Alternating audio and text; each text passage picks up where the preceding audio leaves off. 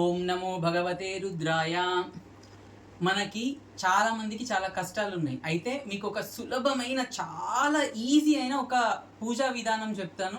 లేకపోతే ఒక చిన్న పని చేస్తే మీకు ఆరోగ్యానికి ఆరోగ్యం వస్తుంది, ఐశ్వర్యానికి ఐశ్వర్యం, డబ్బు, ఆర్థిక కష్టాలు ఉన్నాయి, మాకు చాలా ఇబ్బందులు ఉన్నాయి అన్నారు కదా, వాళ్ళకి అది వస్తుంది.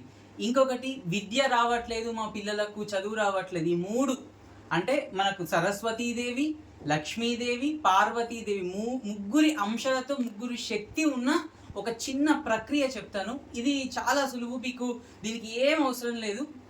నా చేతిలో ఉంది చూడండి, ఇది కదంబ పుష్పము. ఇది చూడండి, కదంబ పుష్పము.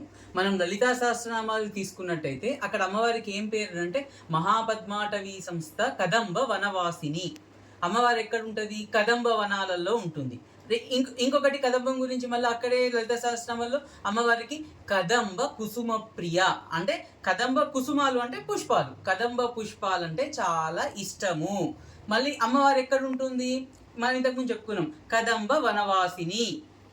అయితే ఈ కదంబానికి ఇంకా ఇంకా తీసుకుంటూ పోతే కదంబం మీద ప్రస్తావన చాలా ఉంది.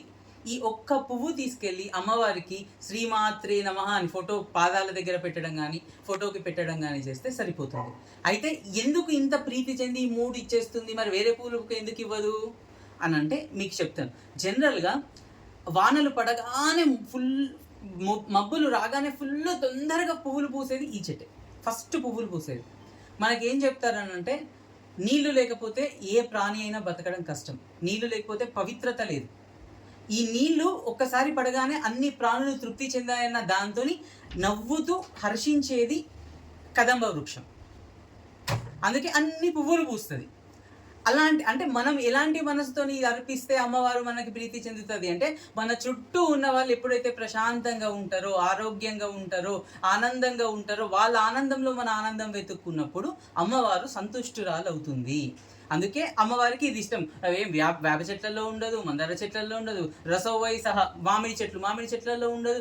ఎందుకు మరి ఇదే చెట్లలో ఎక్కువ అమ్మవారి సంచారము అని అంటే, ఇందుకు మన మనసు అలా చేసి అమ్మవారికి పెట్టినట్టయితే, మనం కూడా అలాంటి మనసుతో ఉన్నట్టయితే అప్పుడు అమ్మవారు మనల్ని రక్షిస్తుంది, మనల్ని తన పిల్లల్లాగా స్వీకరిస్తుంది.